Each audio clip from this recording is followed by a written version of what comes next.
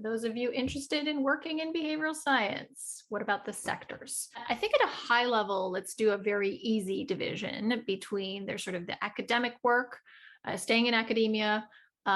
You can work in government and sort of the policy space, and then you can work in the private sector. So Irrational Labs obviously does most of its work in the private sector, but that's sort of a first thing to kind of think about, and what fits and what are you aligned with, what interests you. Another point when you're thinking about the private sector is whether you want to be in-house, so you're directly in at a company, and imagine you're a behavioral scientist, or you could be also a behavioral product manager. We will link to a piece that we wrote about that as well.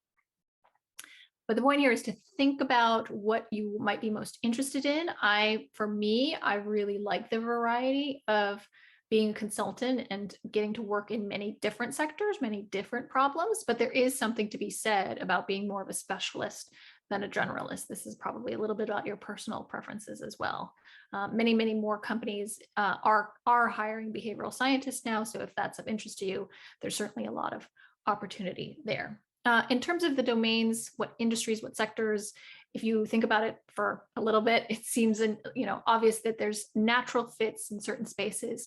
One is financial, right? Anything where there's sort of current sacrifice for future reward, behavioral science is going to be more of a fit. So financial decision making, obvious fit. Health, another obvious fit. And then Irrational Labs works a fair amount with tech more broadly as well. So all three of those domains have quite a lot of opportunity if you're looking at behavioral science roles.